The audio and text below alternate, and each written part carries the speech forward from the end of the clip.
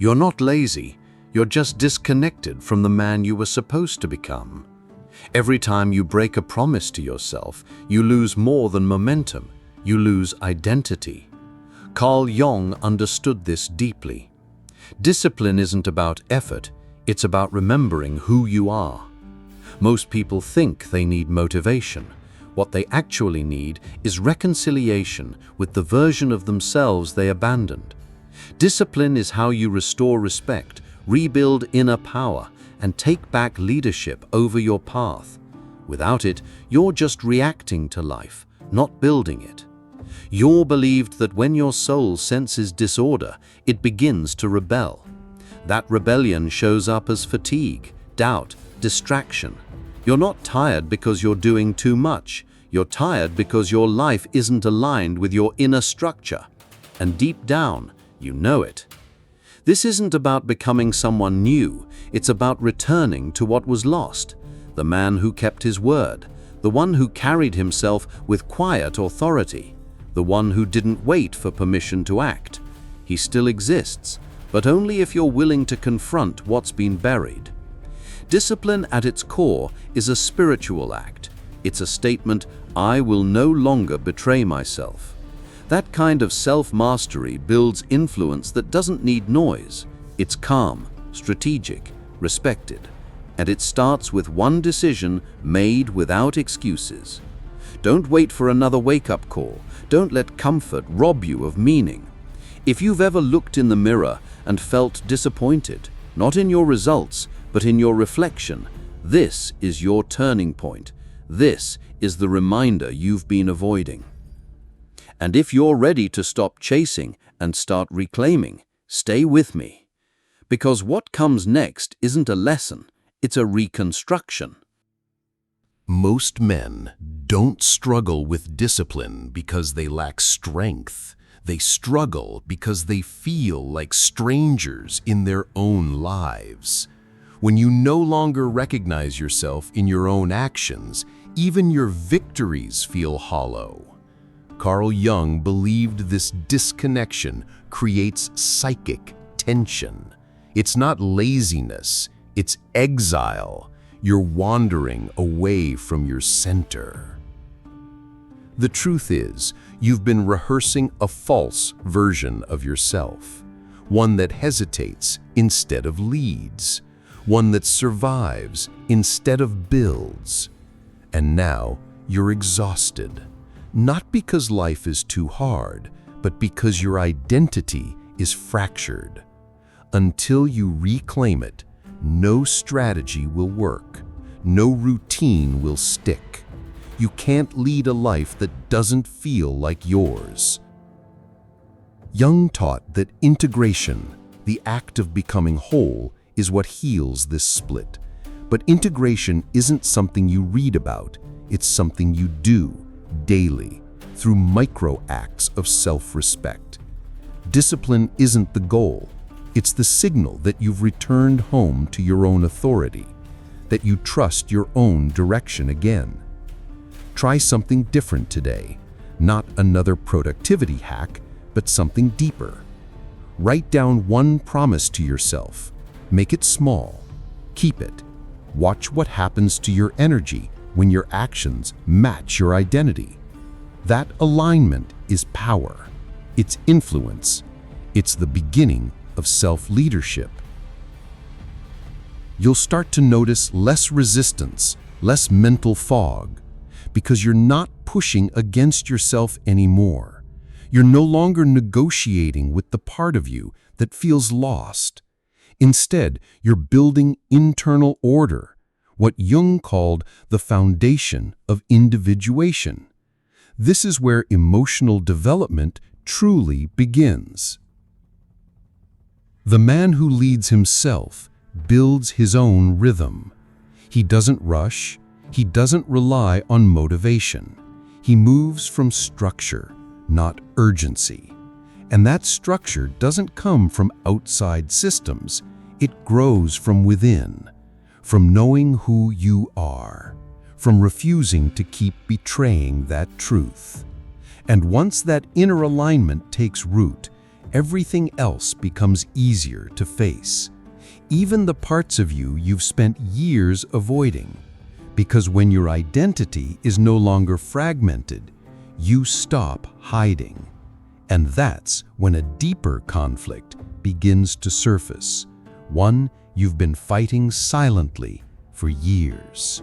There's a specific kind of pain that comes from looking in the mirror and feeling nothing. Not anger, not pride, just distance. Jung believed this was a symptom of internal betrayal, when your conscious mind can no longer trust your actions. It's not that you hate yourself, you just don't believe yourself anymore. Every unkept promise adds a crack to that inner mirror. You say you'll change, you plan it, visualize it, even feel it in your bones for a moment. But the next day, the momentum's gone. And each failure doesn't just delay growth, it erodes self-trust. And without trust in your own word, discipline dies quietly. This is why so many men live in loops. They don't fail because they're weak. They fail because they can't follow a man they don't respect. You are that man. And somewhere along the line, your words stopped meaning anything to you. Not because you're a liar, but because you've been inconsistent for too long. Jung would say this isn't just psychological, it's spiritual.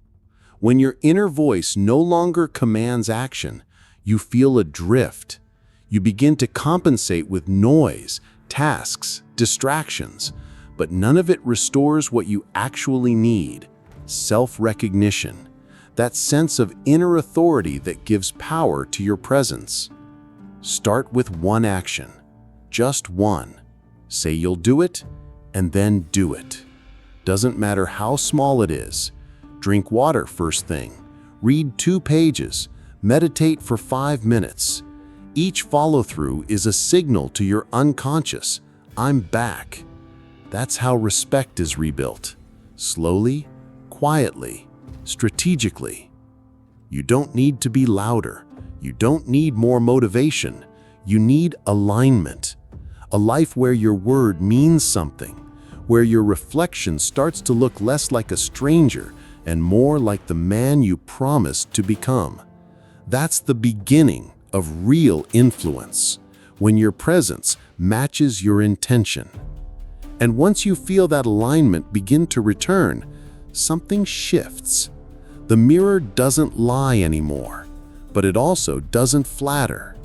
It reflects a new kind of pressure, the weight of responsibility that comes with waking up to your own potential.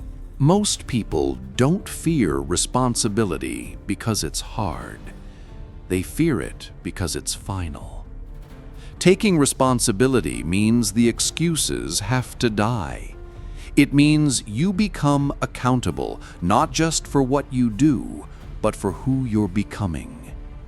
Jung believed this moment, the refusal or acceptance of responsibility, marks a man's spiritual evolution. Avoidance comes in clever disguises: overthinking, procrastination, chronic busyness. But deep down, it's all the same thing: fear of stepping into your own authority. Because once you say, I'm the one in charge, you can't blame anyone else. No more delays, no more distractions, just you and the weight of your word. Responsibility isn't about doing more. It's about owning more. Owning your energy, your reactions, your presence. Jung saw this as the moment where the ego either dissolves or expands. And most people choose escape, not because they lack power, but because they don't trust themselves with it yet. You've likely felt this too, that silent resistance when you get close to structure, that subtle urge to scroll, to drift, to put things off until you feel ready. But readiness is a myth. You become ready by engaging. The longer you wait for perfect conditions, the more your leadership muscles atrophy. Try this. Choose one area in your life where you've been avoiding responsibility. Your health, your finances, your emotional reactions.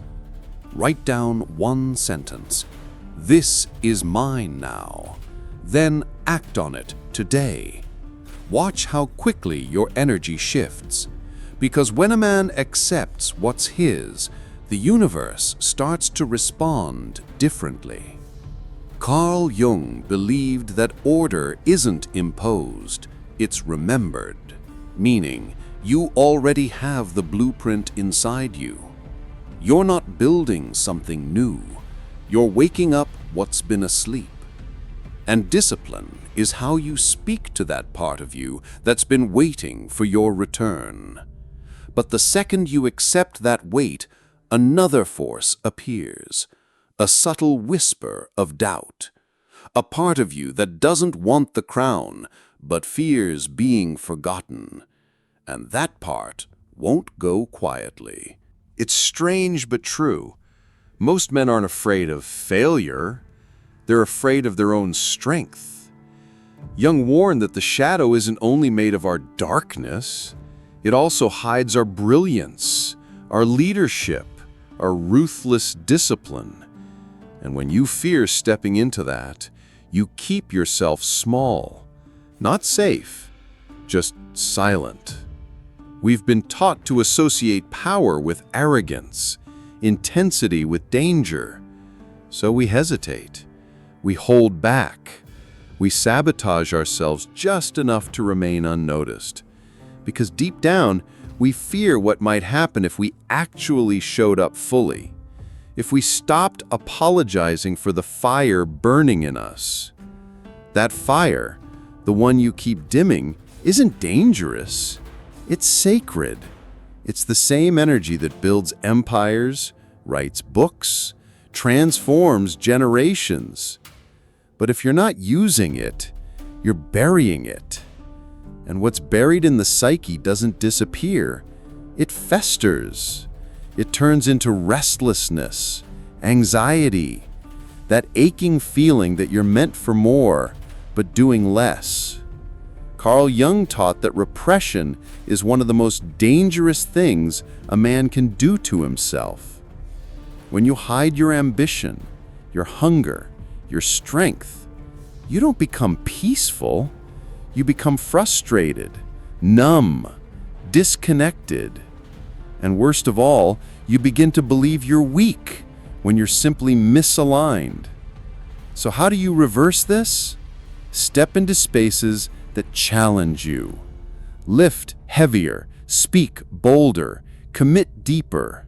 Let the world see the man who acts with intention, the man who respects his own power enough to use it wisely.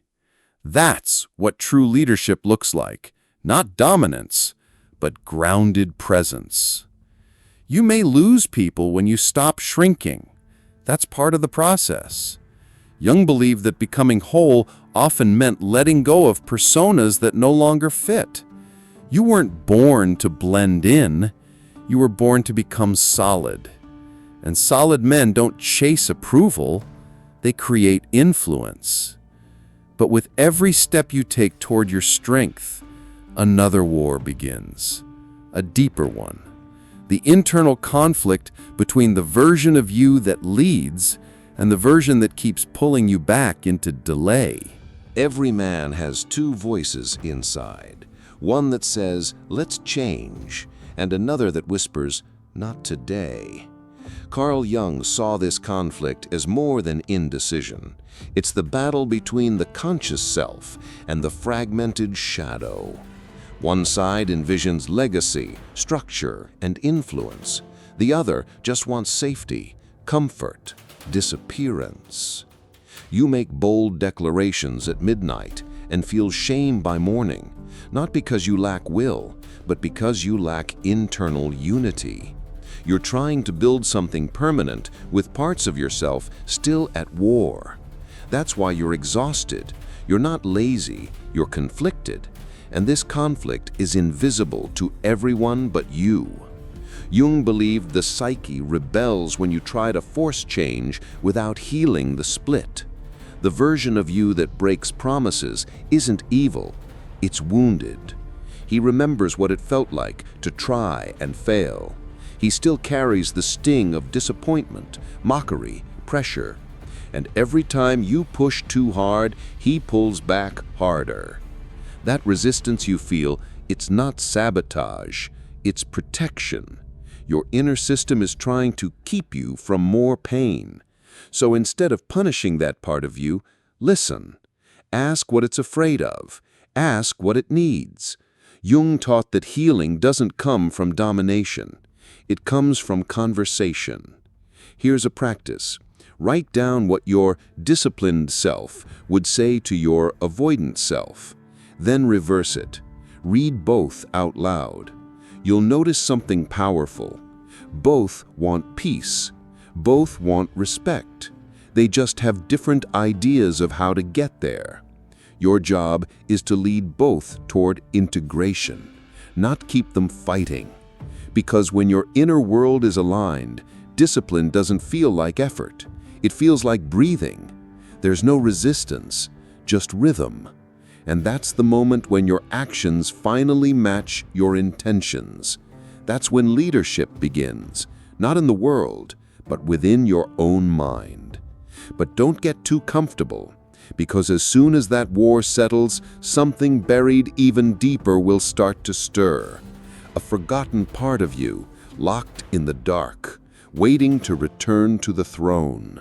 The repressed archetype. When the inner king is forgotten. There is a sovereign within every man, a calm, commanding force that brings order to chaos. Carl Jung called it an archetype, the king. Not a tyrant, not a dictator, a builder, a stabilizer, a leader of the inner realm.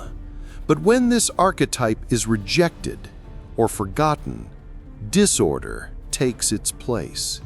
Silence becomes noise. You weren't born undisciplined. You were born with structure embedded in your psyche. But along the way, that structure was criticized, ridiculed, punished. You tried to lead, and someone called it arrogance. You tried to take control, and someone said you were too much. So you stepped back. You shrank. And the king inside you? He didn't disappear. He went underground, into the shadow, waiting, watching. Jung believed repressed archetypes don't vanish. They become distorted. When the king is rejected, the child takes over. And that child doesn't build. He reacts. He delays. He survives. That's why you feel like your life has no structure. Because without a king at the center, your inner world becomes a courtroom with no judge, a kingdom with no rule. Discipline doesn't come from forcing routine. It comes from restoring order, from recognizing your right to lead, starting with yourself. To bring the king back, you must do what most avoid.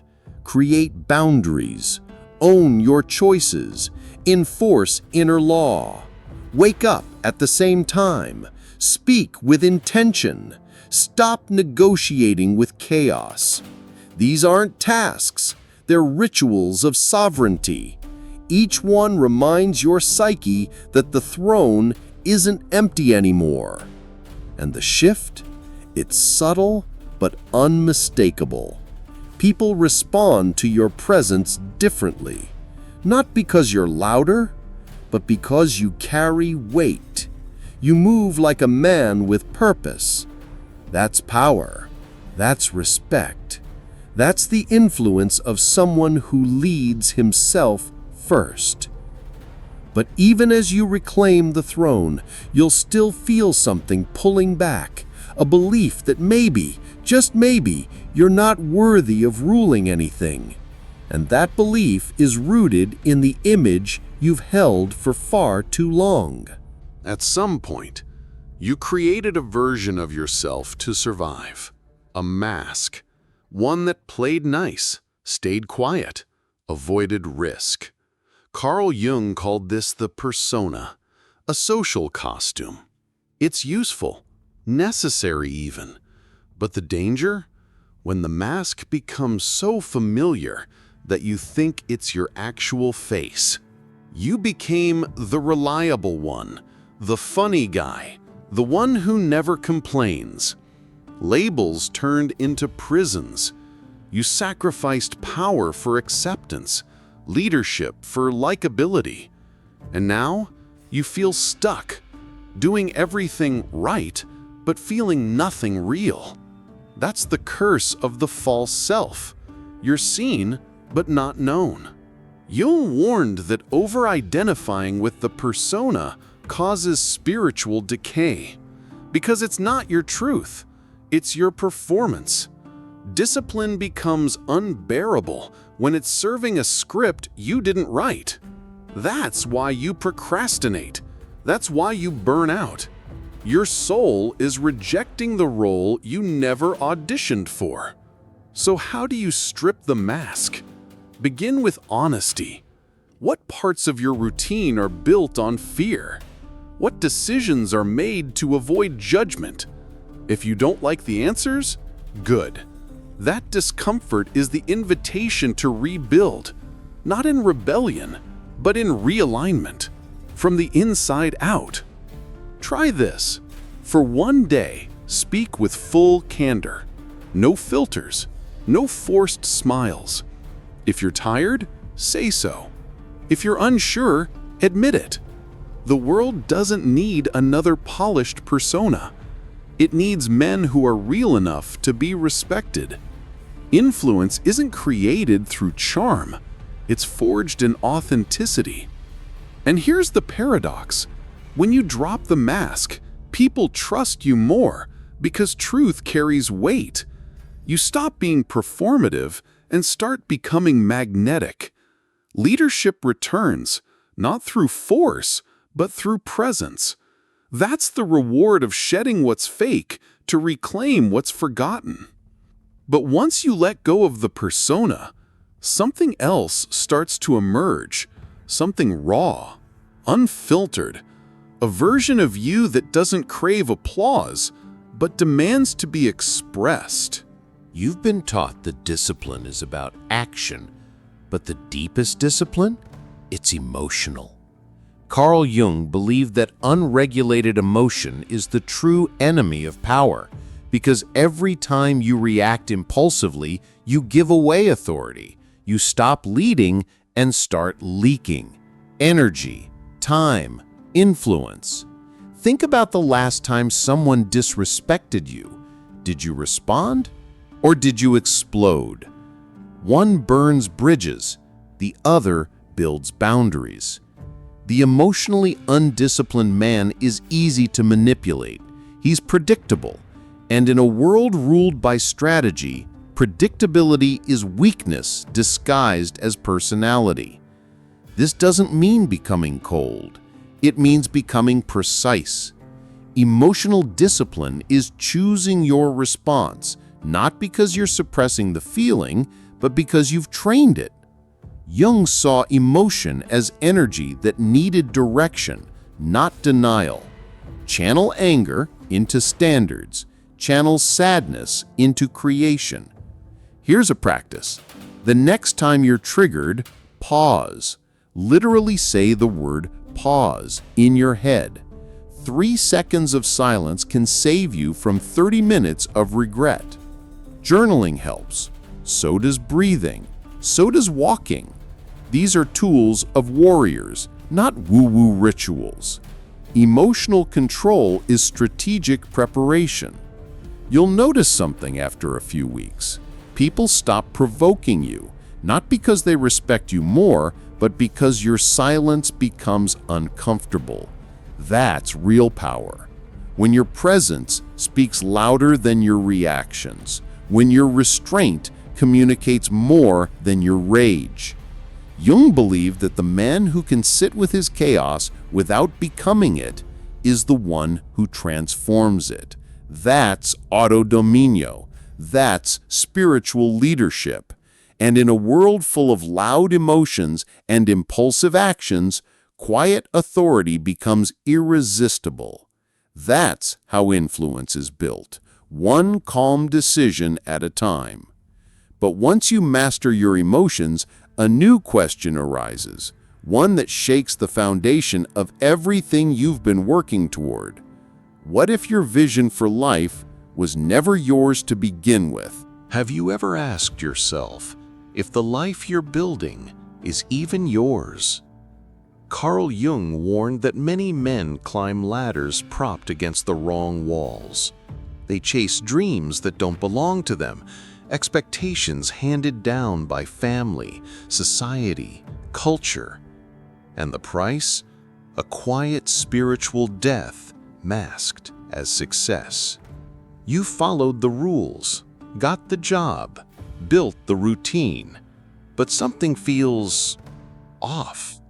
It's subtle, like background static in your soul. You're disciplined, yes, but disconnected, because you're executing a blueprint that never came from your own vision. And discipline without direction? It's just elegant slavery.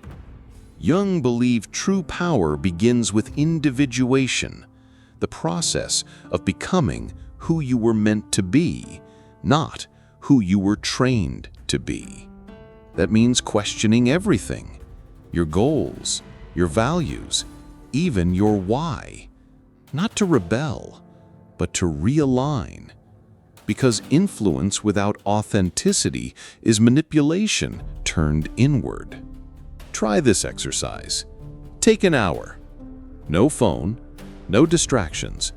Write down everything you're currently chasing.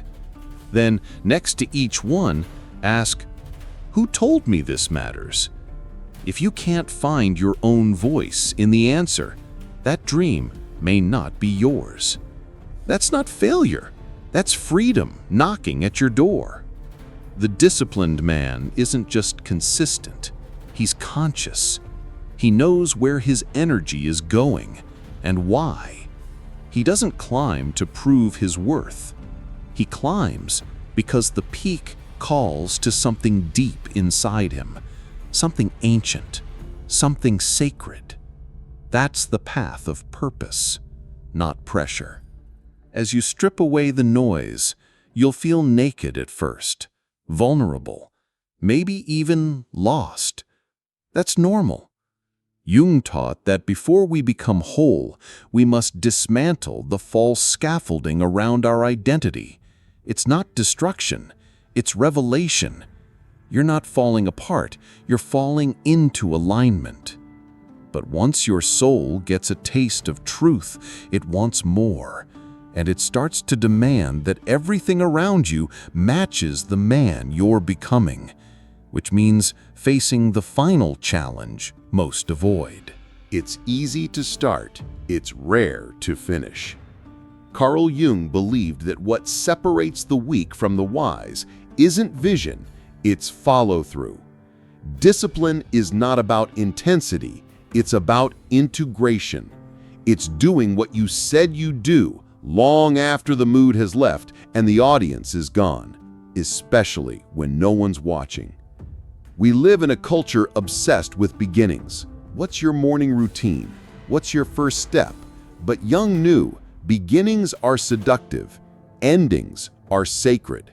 Because only in the ending do you meet your true self, the one who stayed, the one who didn't run, the one who honored his own word. Following through requires spiritual authority, not perfection, not hustle, authority. You need to respect your own boundaries like a king respects his laws. If you say you'll do it, treat it as law. That's how you build inner leadership, one micro-commitment at a time. No drama, just execution. Here's a practice. Pick one tiny action. Drink 2 liters of water, do 10 push-ups, journal 1 page. Doesn't matter what. What matters is you finish. Every day. No negotiation, no applause. Discipline is forged in silence. When no one sees, no one cares, and you still show up, that's when you become dangerous. Jung taught that self-respect is earned through repetition, not hype, repetition. The mind begins to believe you when your actions prove you're serious. And once that belief sets in, influence becomes effortless. Leadership becomes embodied. Because you're no longer asking for power, you've become it. And here's the hard truth. Your potential doesn't care how you feel. It's waiting. Waiting for proof. Waiting for the day your behavior matches your inner fire. That's when respect arrives. That's when impact begins. Not before, not by accident, but by discipline, executed with sacred consistency. But the moment you cross that threshold, the world starts to respond differently. Doors open, eyes turn, because now you're no longer chasing transformation, you are the transformation. Now that you've walked through every layer of discipline, from the shadow to the sovereign, you have to ask yourself, what will you do with this awareness? Because information without application is just ego in disguise. Carl Jung didn't want students. He wanted awakenings, and awakenings demand response. What's the one promise you keep breaking to yourself? The habit you delay, the silence you avoid, the vision you keep postponing. Write it down, then ask, who would I become if I followed through on this every single day? Don't overthink it. Just answer with raw honesty. That's your doorway. The world doesn't need another man pretending to have it all together. It needs you, fully activated.